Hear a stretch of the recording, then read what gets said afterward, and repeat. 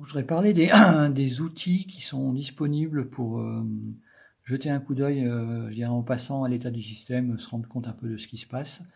Euh, donc je parle bien des outils disponibles, enfin utilisés par l'utilisateur final, le end user. Donc dans tous les systèmes en général, il y a un distinguo qui est fait entre l'utilisateur final et celui qui installe.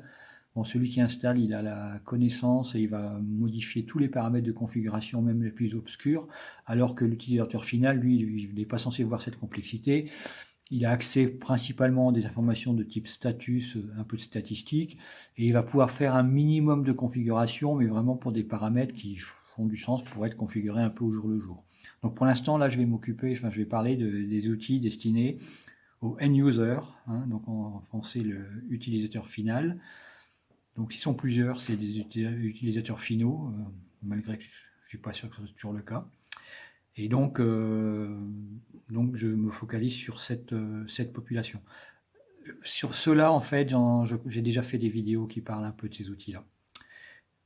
Deuxièmement, cette vidéo se focalise sur l'environnement Victron, c'est-à-dire l'environnement batterie ESS, c'est-à-dire la batterie qui est chargée par les panneaux du potager et qui est déchargée pour alimenter la maison.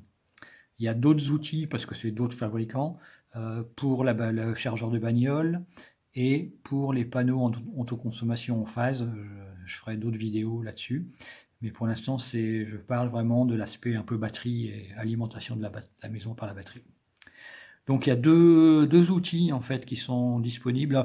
Moi je trouve Victron un environnement logiciel très riche, hein, donc c'est une des raisons pour lesquelles je les ai choisis d'ailleurs. Donc leur logiciel il est vraiment de bonne qualité. Donc il y a deux outils qui sont disponibles. Il y en a un. Alors, les deux outils en fait permettent de faire, je vais naturellement faire une démo, voir rapidement ce qui se passe sur le système. Celui-là, en fait, c'est juste un browser, hein, donc c'est une adresse IP qu'il faut qu'on accède. Ça permet fondamentalement de voir ce qui se passe dans mon installation à Méaudre. Alors, il faut être connecté. Enfin, ce que je veux dire, c'est que celui-là, il gère une installation, alors que celui-là, c'est un outil de gestion de flotte. Il peut gérer plusieurs installations à la fois. Moi, j'ai qu'une seule installation, donc c'est une remarque qui n'est pas pertinente. Deuxième différence, celui-là, il faut être connecté au réseau local de Méaudre, alors que celui-là, il marche à travers Internet. Donc celui-là, je peux l'utiliser quand je suis à Grenoble, pour voir ce qui se passe. Et puis celui-là, il a également beaucoup d'outils, de statistiques, d'analyse de ce qui se passe, de graphes et ainsi de suite. Donc c'est vraiment un outil de back-end qui permet vraiment de regarder, je dirais un peu a posteriori, ce qui se passe sur une installation, de faire du debugging. Ça, c'est plutôt un outil de visualisation à l'instant T de ce qui se passe sur une installation. Donc là, il y a besoin de rien par un browser. Ça, il y a une appli pour le VRM, il y a une appli. D'ailleurs, cet outil-là, en fait, est intégré là-dedans. Donc, en fait, quand on se connecte à cet outil-là à distance, on a accès à cette console-là. Et j'en ai aussi parlé, des outils de configuration tels que celui-là sont également intégrés là-dedans. Donc ça, c'est vraiment un outil Umbrella qui intègre pratiquement tout, enfin beaucoup de choses. Bon, ceci étant dit, moi quand je suis à Méaudre, j'utilise cette adresse IP, donc je vous montrerai, mais j'ai un vieux smartphone Android qui servait à rien, qui sert qu'à ça. Il est tout le temps en train d'accéder à cette adresse IP pour visualiser l'état de mon système. Et de temps en temps, quand je passe, je regarde, je suis content. Alors j'en ai déjà parlé, là, on est en novembre 2024 et Victron vient juste de réaliser une nouvelle version de logiciel et en fait cet outil-là, en fait maintenant il a deux interfaces utilisateurs, il a deux GUI, le vieux et le nouveau. Le vieux c'est celui qui a des jolies couleurs, le nouveau il a un style qui est beaucoup plus, je dirais slick, beaucoup plus lisse. Bon, je pense que le nouveau, je suis pas super fan de l'interface utilisateur elle-même, mais je pense que la nouvelle interface utilisateur, enfin, le nouveau système est mieux fait. Donc, je vais pas faire le rétrograde et je vais utiliser le nouveau. Bon, les deux sont disponibles, hein. Il suffit à la fin du 183, on fait /GUI/V1 ou GUI-V2 pour avoir l'un et l'autre. Donc, les deux sont toujours disponibles. Donc là, je parle du premier outil, donc l'adresse IP, là, qui est là-haut. Et vous voyez, c'est GUI -V2, donc la nouvelle version de l'interface utilisateur. Donc ça, c'est l'outil qui est connecté directement au Wi-Fi du Méode. Alors je fais la démo sur un PC, mais ce serait exactement la même chose sur n'importe quel smartphone. Donc il y a plusieurs tabs. Quand on clique là, on a accès à la tab Brief et la tab Overview. J'y reviendrai, mais personnellement, je trouve que la tab Overview, c'est la mieux, et c'est celle qui est le plus proche de l'ancienne version avec les boîtes de couleurs. Donc ça a quand même été un peu normalisé, c'est en sens que toutes les sources d'énergie sont à gauche. Donc source d'énergie, on a le grid et les panneaux du potager, et toutes les consommations d'énergie sont à droite. Donc ça, c'est la prise secourue sur laquelle moi j'ai rien. Enfin, je mettrais ma machine à café si j'avais plus de grid, mais c'est la prise secourue. Et puis ça, c'est les consommations. Alors, de la maison, j'y reviendrai là-dessus, hein. Il y a un truc un peu délicat à comprendre. Mais bon. Et après, là, au milieu, ben, il y a la batterie et le multiplus. Donc ben là, on est en début novembre le matin, donc je pense qu'il n'y a pas du tout de soleil, et le soleil n'est même pas encore levé, hein. Je regarde derrière moi, non, il est encore derrière la montagne. Donc ben, les panneaux du potager, ben, ils produisent que dalle. Et là, on est en mode, je dirais, nuit, en sens que la batterie est en train de se décharger pour alimenter la maison. Donc là, ce qui est intéressant de regarder, ben, c'est l'état de charge. L'état aussi, ben là, l'ESS est en train de décharger la batterie pour alimenter la maison, c'est son boulot, et on a la puissance qui est déchargée. Alors on est en novembre, je pense qu'il y a un petit peu de radiateurs dans le gîte qui sont peut-être en hors-gel, je ne sais pas, mais bon, globalement, de 300 watts, là vous voyez, c'est un peu le talon. Enfin, ces mesures ne sont pas précises à 10 watts près, hein, puis elles fluctuent un peu, c'est un peu normal, mais c'est l'ordre de grandeur. Vous voyez, on est en train, la maison elle consomme un petit peu. Un petit peu. D'ailleurs, quand je dis que vous voyez, la batterie se décharge très peu là. Euh, quand je dis que le soleil n'est pas levé, il est en train de pile poil de passer dessus les arbres, et je pense que les panneaux du fond du jardin sont déjà en train de produire un tout petit peu, ce qui contribue à diminuer le besoin de la maison. Enfin, plus exactement, il y a une partie de la maison qui est alimentée par les panneaux du fond du jardin, et donc le SS a besoin de fournir moins que le talon. Je pense qu'il y a un peu ce phénomène qui est en train de se produire. Mais globalement, quand on regarde cet écran, on voit le truc l'inverteur est en train de fournir la maison à concurrence de 240 watts, et le SS fait son boulot en sens que il essaye de maintenir le grid à zéro. Alors c'est jamais vraiment zéro parce qu'il y a la boucle de rétroaction, elle n'est pas instantanée, mais tant que c'est en dessous de 200 watts, hein, ça veut dire que c'est plus ou moins zéro. Donc voilà, à chaque fois qu'il voit qu'on injecte un petit peu, le SS prend les données pour les mettre dans l'énergie pour la mettre dans la batterie. À chaque fois qu'on consomme un peu, le SS décharge la batterie pour éviter la consommation, mais ça c'est pas instantané, hein, ces actions, hein. Donc voilà, ce truc oscille, mais il oscille, vous voyez, autour de 80 watts. 80 watts, c'est une consommation de PNJ, c'est l'équivalent de zéro, hein. Un truc vraiment important de comprendre, c'est que ce système Victron, les mesures qu'il a, ce qu'il voit, ce qu'il mesure vraiment lui-même, il voit ce qui se passe au niveau de la batterie, naturellement, parce c'est lui qui pilote la batterie, et il voit ce qui se passe au niveau du grid, parce qu'il a ce fameux compteur d'énergie au niveau du grid. Mais c'est tout ce qu'il voit. En particulier, il est incapable de voir, enfin la façon dont mon système est configuré pour l'instant et avec le hardware que j'ai mis, il est incapable de voir l'énergie qui est générée par les panneaux du fond du jardin, qui est immédiatement autoconsommée.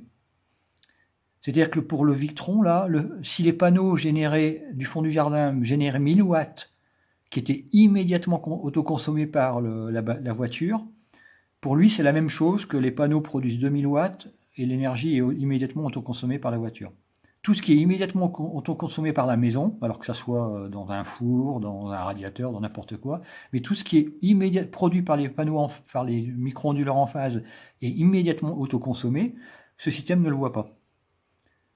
il le verrait si cette production en phase avait un impact sur le grid. Si cette production en phase conduisait à une injection, ben dans ce cas-là, ça serait visible à ce niveau-là et le SS serait capable de le voir et de réagir à ça.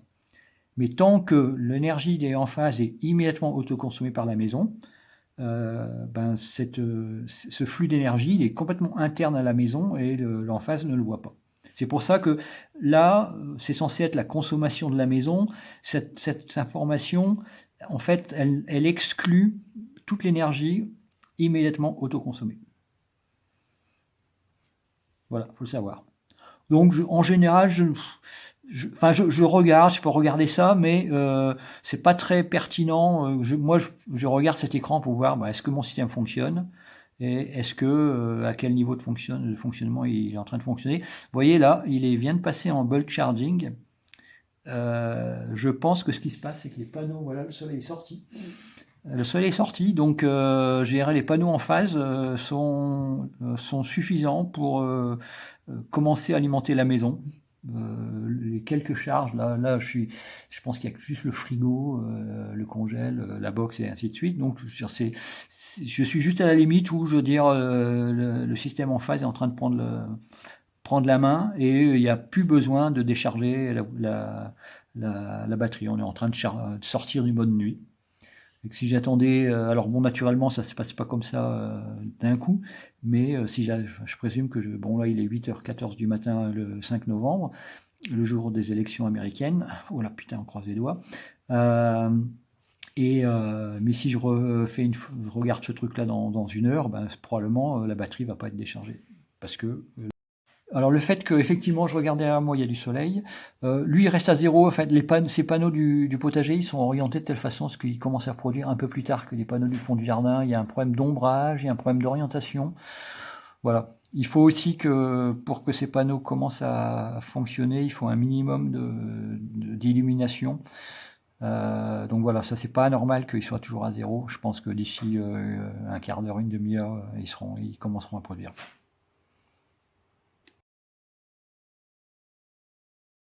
Donc, si je clique là, j'ai le menu qui arrive en bas. Si je clique brief, ça c'est la même information que je viens de vous montrer, c'est juste censé être plus synthétique. Je trouve que c'est moins pratique. Mais en fait, on a les différentes sources là.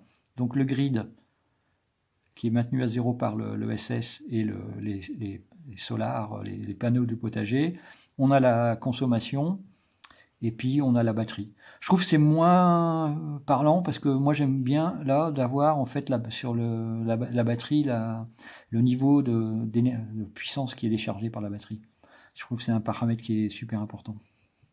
Est-ce que la batterie est en train de se décharger plein pot pour alimenter la maison ou est-ce qu'elle se décharge lentement parce que finalement il n'y a pas besoin. Vous voyez là on vient de passer la batterie a arrêté de se décharger, elle commence à se charger, je présume qu'il commence à y avoir un peu de production en phase. Cet écran, il est là-bas, je vous le montre. Je le bouge moi-même parce que j'ai pas envie de bouger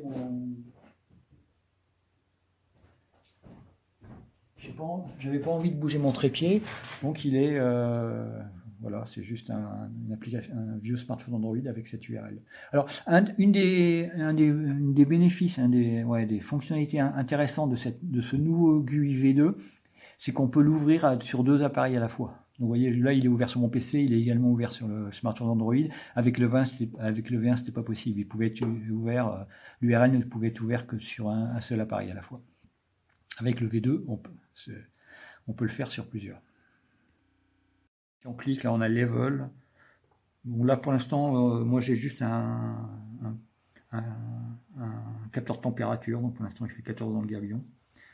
Mais vous voyez, il y a des histoires de tanks. Alors moi j'ai pas de réservoir, mais vous avez dit Victron, ils viennent du monde bagnole, enfin camping-car, bateau, et dans les camping-cars, les bateaux, les mecs ils ont des réservoirs d'essence, ils ont des réservoirs d'eau douce, ils ont des réservoirs d'eau usée, tout ça. Donc c'est pour ça qu'il y a cette fonctionnalité. Ça vient un peu de leur marché initiaux. Alors je vous avais dit que en fait c'est un truc destiné aux utilisateurs finaux, au final, mais qu'il y a quelques paramètres de configuration possibles. Alors si on clique là-dessus, là, sur ce truc-là, et là on a, je dirais, le paramètre de configuration du mode ESS. Alors ça, vous n'avez absolument pas besoin de le changer, hein. Globalement, il est toujours en Optimize with Battery Life. Globalement, ESS, il y a deux types d'utilisation de l'ESS. Celle que j'utilise, Optimize. Globalement, Optimize, ça veut dire j'optimise ma production solaire. C'est-à-dire que je charge la batterie avec le surplus le jour et je la décharge avec la décharge la nuit pour éviter de consommer du grid. Il y a un autre mode, qui est un mode qui est utilisé dans les pays où les pannes de grid sont courantes, où le mode est un peu différent, c'est je veux tout le temps avoir ma batterie à fond, de façon à survivre le plus longtemps possible une panne du grid. Donc là, dans ce cas-là, l'ESS va se préoccuper de maintenir la batterie chargée tout le temps. Il va la charger avec le grid dès qu'il peut, de façon à ce que si le grid tombe, eh ben, la batterie est pleine et peut alimenter la maison le plus longtemps possible. Donc c'est pas du tout notre problématique. Nous, on veut juste optimiser notre production de façon à diminuer la facture du grid. Et la différence entre with et without, c'est la façon dont la batterie est gérée. Je ne rentre pas dans ce détail. Dans Optimize with Battery Life aussi, l'ESS ne va décharger la batterie pour alimenter la maison la nuit que jusqu'à 10% de state of charge. C'est-à-dire qu'on ne veut pas que l'ESS déplète complètement la batterie. Donc on ne veut pas la nuit, il ne va pas décharger au-delà de 10%. Donc ce qui se passerait si jamais l'ESS atteignait cette limite, c'est-à-dire que la batterie tombe à 10% la nuit, et bien dans ce cas-là, la maison, l'ESS arrêterait d'alimenter la maison avec la batterie, et ça serait le grid qui prendrait le relais. Hein, un ESS, c'est un système qui est grid connected, il est connecté au grid, donc le grid est toujours là. Il n'y a aucune raison de changer quelque chose sur cet écran-là. Par contre, il y a quand même une chose que je veux montrer sur l'ESS qui est dans les settings. Donc dans les settings, là, vous voyez, il y a plein de... Bon, ça, c'est la configuration du Cerbo GX. Il y a c'est des paramètres vraiment de configuration. Il y a une zone que je dirais qui est intéressante de comprendre pour l'utilisateur. Donc je vais dans ESS, là. Encore une fois, ben, vous voyez, c'est là que je configure le mode. Et c'est les limites de charge et de décharge. En particulier, la limite de décharge. Pardon. Donc là, j'ai configuré une limite pour l'inverteur de 1000 watts. C'est-à-dire que l'ESS ne va décharger la batterie pour alimenter la maison que à concurrence de 1000 watts. Alors, pourquoi j'ai mis 1000 watts? 1000 watts, bon, ça permet très largement de décharger la batterie pour alimenter la maison avec le talon. Je pourrais augmenter un petit peu, mais je veux pas que ça aille... Enfin, il faut pas augmenter cette limite trop loin. Déjà, premièrement, mon multiplus, il est limité à 3000 watts. Donc, je pourrais jamais produire plus de 3000 watts de 220 à partir de la batterie. Deuxièmement, le multiplus, il est connecté, je vous avais expliqué ça dans une vidéo je crois, sur la batterie. Le multiplus est connecté sur un circuit électrique que j'ai réutilisé, donc qui existait déjà dans le gabion, et je ne connais pas vraiment ce circuit électrique, c'est pas moi qui l'ai tiré. Donc je ne sais pas exactement où il passe, je ne sais pas quelle est la qualité des fils, le calibre des fils sur l'ensemble du circuit. Donc sur un circuit qui est pas... Enfin, faut pas balancer trop d'énergie sur un circuit qu'on ne connaît pas. Alors 1000 watts, c'est peu, hein, c'est 5 ampères. En général, un circuit, même les circuits les plus fins, on peut aller au-delà de 1000 watts, on peut monter vers 2000 watts. Mais bon, voilà, donc j'ai pas voulu prendre trop de risques là-dessus. Donc c'est configuré à 1000 watts. Alors ce que ça veut dire, c'est que l'ESS, lui, va fournir 1000 watts pour alimenter la maison. Donc si la maison elle consomme 2000 watts la nuit, ben, le ESS va en fournir 1000 et le grid va en fournir 1000 autres. Mais de toute façon, si on fait l'intégrale, je dirais pour moi, fournir 2000 watts pendant 2 heures et 0 pendant 2 heures, c'est la même chose que de fournir 1000 watts pendant 4 heures. Hein, j'aurai la même économie monétaire et j'aurai la même utilisation de la batterie. Donc si je fais l'intégrale sur la nuit, je préfère fournir 1000 watts pendant longtemps que fournir beaucoup de watts pendant moins longtemps, étant donné que de toute façon, le grid est là pour moi, hein, donc c'est pas un souci. J'ai exactement la même chose pour la charge. Alors la charge, c'est le multiplus va prendre à concurrence de 1000 watts de surplus pour les mettre dans la batterie.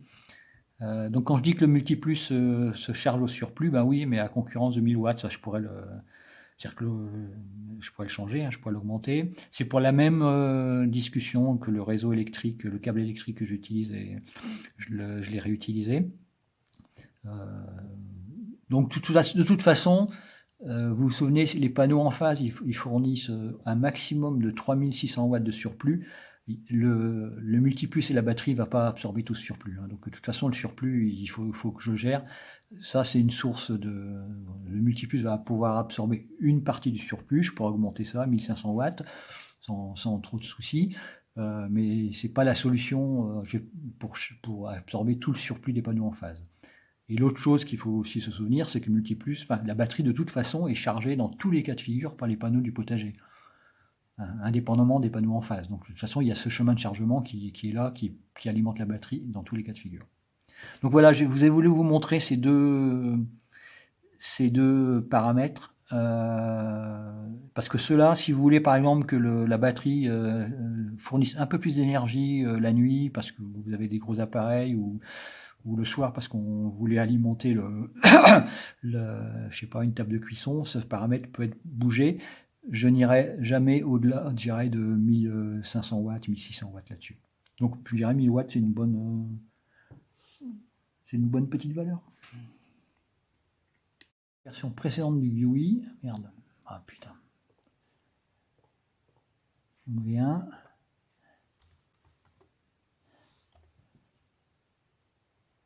Vous voyez, c'est un peu la même chose, sauf que je trouve que les couleurs étaient plus sympas, mais c'était... C'est vrai que, bon, il y avait...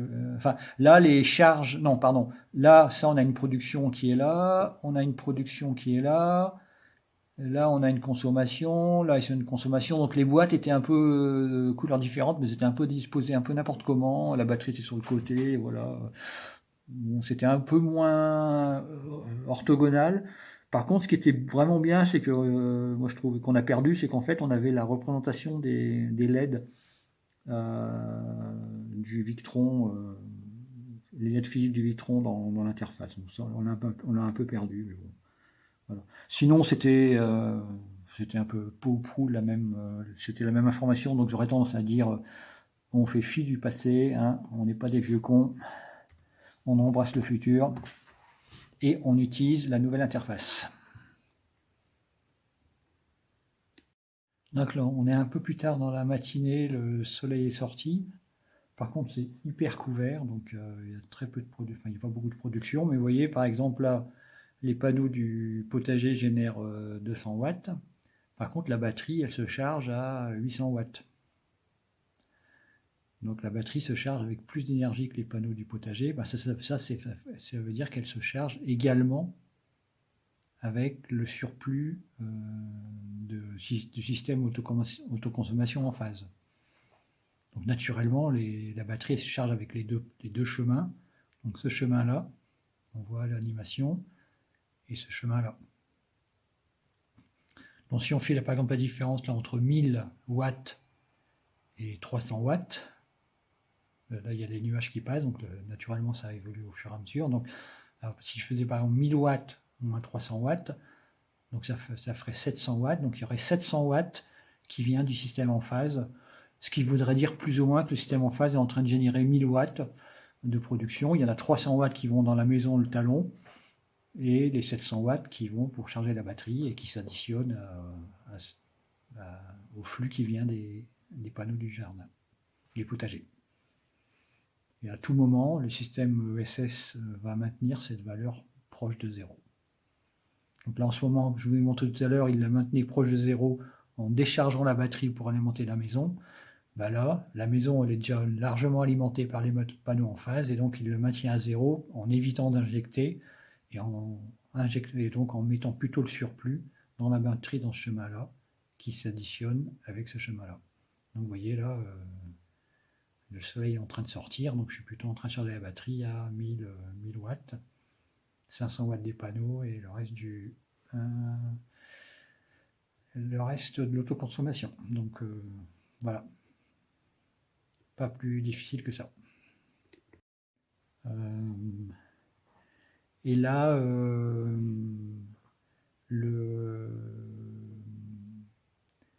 ce que je viens de raconter, c'est que l'ESS met le surplus dans la batterie, c'est parce que la bagnole n'est pas branchée, hein.